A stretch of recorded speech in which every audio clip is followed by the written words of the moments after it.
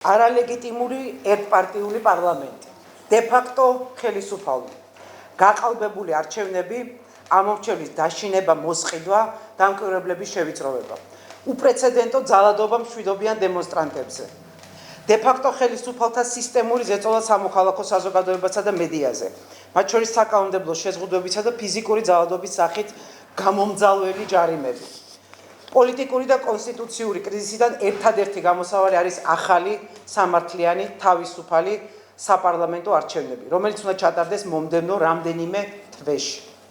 პოლიტიკური პატიმრები დაუყოვნებლივ უნდა იქნან გათავისუფლებულები, მზია ამაღლობელი დაკავებულია გამოგონილი ბრალდებით. არსებული პოლიტიკური და სამართლებრივი პირობების გათვალისწინებით მუნიციპალური არჩევნები უზარმაზარ გამოწვევებს უქმნის ნებისმიერ პოტენციურ მონაწილეს, რომელიც თავისუფალ და სამართლიან შეჯიბრს ელის და რომ გარდა ამისა თვითგამოცხადებული ხელისუფლება მსგავს მონაწილეობას ახალი სტატუს-კვოს აღიარებად გამოიყენებს.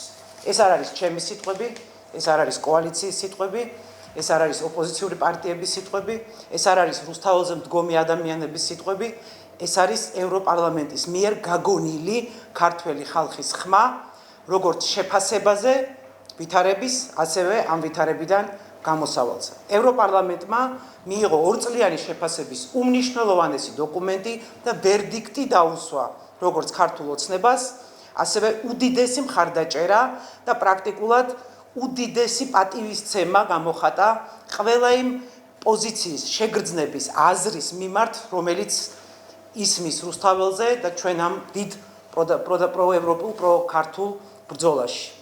აქვე ამ რეზოლუციაში საუბარია კონკრეტულ სადამსჯელო გადაწყვეტილებებზე, საკმაოდ მტკივნეულზე ქართული ოცნების მიმართ და ევროპა გამოხატავს მზაობას მოქმედებისთვის.